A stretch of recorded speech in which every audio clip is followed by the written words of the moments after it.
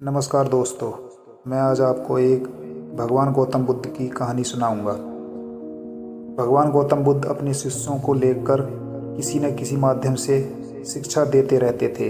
एक बार महात्मा बुद्ध जब अपने शिष्यों को शिक्षा दे रहे थे तो उन्होंने हाथ में एक रस्सी पकड़कर उसमें बहुत सी गांठें लगा दी।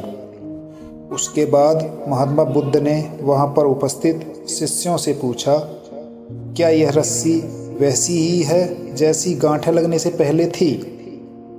तो एक शिष्य ने महात्मा बुद्ध के प्रश्न का उत्तर दिया।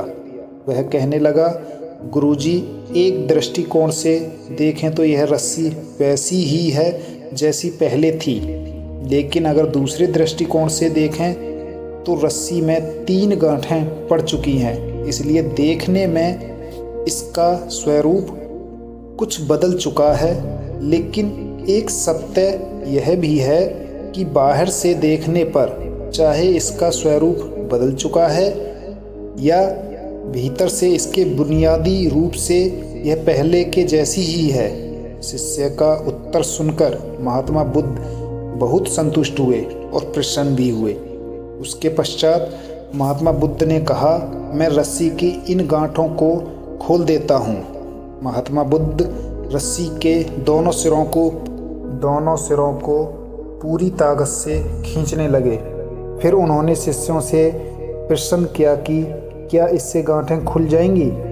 शिष्य ने तुरंत उत्तर दिया, नहीं, इससे तो गांठें और अधिक कस जाएंगी। यह सुनकर महात्मा बुद्ध ने पुनः प्रश्न किया, इन गांठों को खोलने का क्या समाधान होना चाहिए? शिष्य तुरंत बोला, गुरुजी, हमें इन गांठों को ध्यान से देखना चाहिए कि इसकी गांठें कैसे लगाई गई हैं। उसके बाद इनको खोलने का प्रयास करना चाहिए।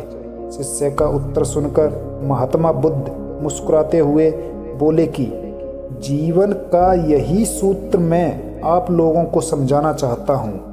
आप जीवन में जब कभी भी किसी समस्या में फंसे तो सबसे पहले उस समस्या का कारण ढूंढें और फिर उसका निवारण करें। व्यवहारिक जीवन में लोग समस्या का कारण जाने बिना ही उसका समाधान ढूंढने की कोशिश करते हैं, जिस कारण उनको उचित परिणाम नहीं मिल पाता। महात्मा बुद्ध शिष्य को कहने लगे कि बहुत से लोग मुझसे पूछते हैं कि आपने क्रोध को कैसे समाप्त करें, लेकिन कभी किसी ने यह नहीं पूछा कि मुझे क्रोध क्यों आता है। ऐसे ही लोग मुझसे पूछते हैं कि अहंकार को कैसे समाप्त करूं, लेकिन कोई यह जानने की कोशिश नहीं करता कि आखिर अहंकार का बीज इनके अंदर कैसे उत्पन्न हुआ। जैसे रस्सी में गांठें लगाने के बाद भी उसका वास्तविक स्वरूप नहीं बदलता, वैसे ही व्यक्ति में चाहे जैसे भी अवगुण पैदा हो जाएं, उसके अंदर की अच्छाई कभी समाप्त नहीं होती। जैसे हम धैर्य से रस्सी की गांठों को ध्यान से देखकर खोल सकते हैं, वैसे ही जीवन में आने वाले विकारों और समस्याओं का हल भी ढूंढ सकते हैं। अगर जीवन में किसी भी तरह की कोई समस्या उत्पन्न हो जाए तो उसके कारण को ध्यान से समझने पर उसका निवारण भी स्वयं ही करना चाहिए।